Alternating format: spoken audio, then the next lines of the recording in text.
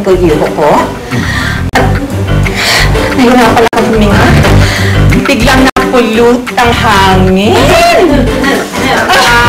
Aurora, kung lalaitin mo silang ganyan ng mabuti ka, umalis ka na lang dito sa pamamahay ko naman. Stella? Nakakahiya ka. Hindi ka dapat makikipag-mingle sa ganyan klase mga creatures. Roman, paalis ko na nga ito. Aurora, mabuti ka umalis ka na. Ano? Get your filthy hands off me! I can find my way out! Ano daw? Get out!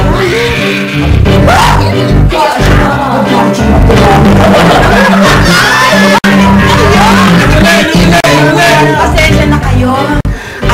Ganun lang talaga yun, syempre. Kaya nga na-disturb ang ating rest in peace. Tagay niyo lang kayo.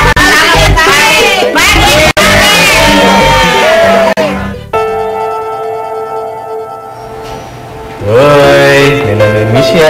Wala Pero nasan ba yung Carlos?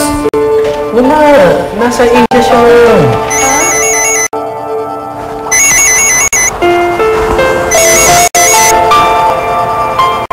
Hello? Hello? Joanna? Oh, James. Bakit? Wala, I was checking you out kung okay ka. Okay naman. Ano bang dapat kong isagot dyan? So you mean hindi ka okay? Well, siguro mas maganda huwag mo na masyadong isipin yan. Kasi alam mo, kapag ka masyado ka nag-isip, dadami ang wrinkles mo, magkaka-eyebags ka. Ikaw rin. Sana ganun kadali yun. Ganito na lang, siguro mas maganda kung kwentuhan na lang kita ng nakakatawa. Ano naman kwento yan? Short story lang to, pero matatawa ka dito. Ito, merong isang yaya, o kaya kasambahay kung tawagin. Tapos very close siya dun sa amo niya. Nakita niya yung yaya niya na umiiyak. Sabi nung amo, bakit ka umiiyak? Sabi nung yaya, kasi nagpa-check ako sa doktor. Sabi nung doktor ko, tatanggalan daw ako ng butlig. Sabi kaagad nung amo, para butlig lang ang tatanggalin sa'yo. Masyado ka na mag-iiyak dyan, para ka namang mawala na ng buhay. Sumagot ngayon yung yaya, sabi ba naman, okay lang yung sana kung yung right leg o kaya yung left leg. Kaso bootlegs eh. Dapat ko yatang kilitiin ang sarili ko para matawa dyan.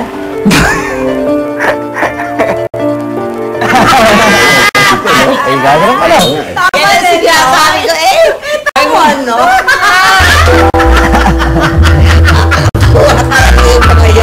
Kaya po sisiyang lang ako. Ayun nga.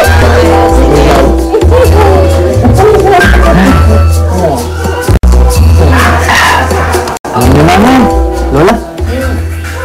Talagang napakasayahan mo eh. Paano legal na yung relasyon namin ni Karen. Talagang wala lang kami itong problemahin pa eh. Tunay ka.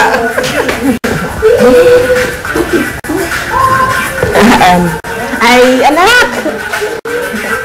Baka gusto mo samahan si Karen doon eh. Nakita mo yung wala sa tono, baka gusto mong turuan naman. Ay, gano'n ba? Oo. Ay, sige. Ay, ganda eh. Anak ko.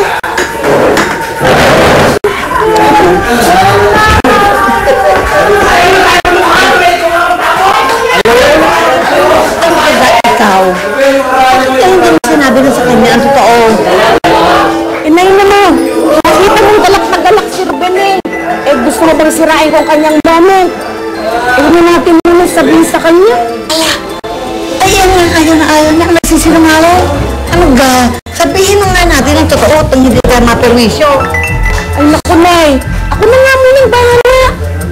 Bakit hindi na lang kasi kausapin natin yan si Dante? Para naman magkaroon tayo ng palugutan na bayaran natin ang ating utang. Bahala ka dyan.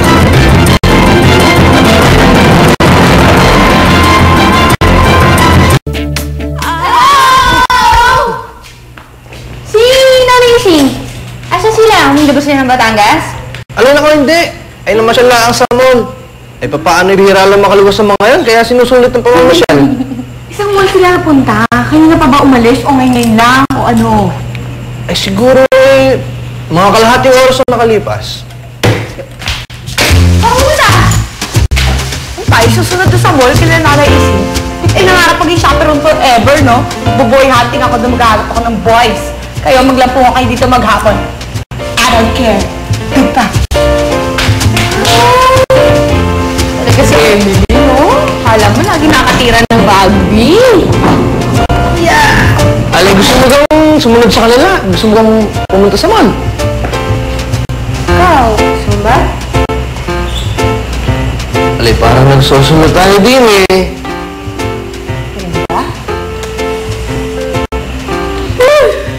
Ibig sabihin, wala makakita kung yayakapin kita yung ganito.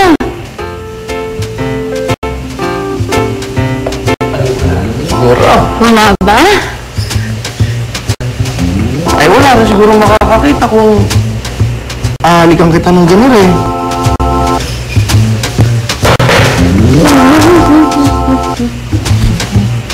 Kumakatok. Talaga kasi Emily naman, dakilang epal! Nakalimutan mo, bruha!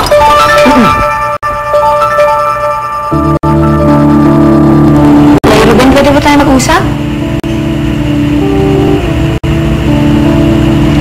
Ay, Karen, ayos lang. Baka mag-usap muna kami ni Ruben.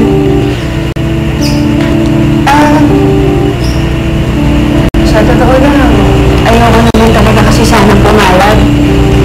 Kaya lang, isipin niyo naman, insecure ako.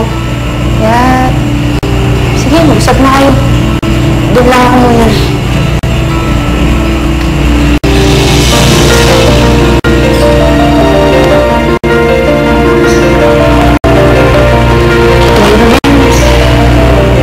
Sinundan kita din sa Maynila. Eh, magbura ka sakali ako. Baka pwede pa tayo? Dapat napag-usapan natin yung kami. Ay, pasensya ka na kung makulit ka. Pero siya lang talaga ang mas mahal mo.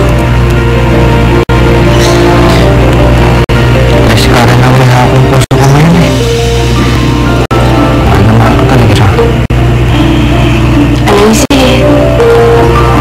kung masaya ka kay Karen, eh, hindi ko na kayo guguluhin. Para sana lang ingatan ka niya. Sana mahalin ka niya ng higit pa sa kahit ano. At sana maipaglabang ka niya. Takot-takot na nung pamayayan Karen. Mahal na mahal ko talaga siya. Ay, ako yung makauna na. Paalam mo, Ruben.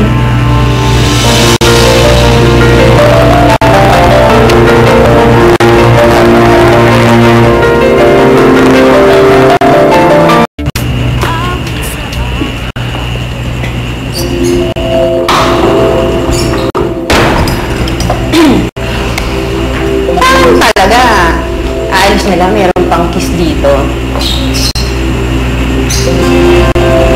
Ay, magsiselos ka ba? Ako? Diyos ko naman. Wala ka magsiselos. Lumaki lang naman kayong dalawang magkasama. Ako, ngayon lang ako nakilala. At saka, isa pa. Kilalang-kilala yung isa't isa eh. Pagkatapos, nandun pa ako sa Batangas, pinapamukha mo talaga sa akin na mahal na mahal niya si Camille. Laban ko dun. Wala akong laban. Alay, di nagsiselos ka nga. Teka lang, bakit parang natutuwa ka pa? Ay, Karen, hindi ka dapat nagsiselos. Eh, kayo may ka na lang ng tingin ko kay Camille eh. Ano mo? Ikaw, palibasa, hindi mo alam kung ano yung nararamdaman ko. Hindi mo alam kung gaano karaming sakit yung pinagdaanan ko sa pagtitiis ko sa'yo. Tumula ka pa dyan. Nakasaka na nga ako. Ningisi-ngisi ka dyan. Alay, Karen, ikaw lang naman yung mahal ko eh.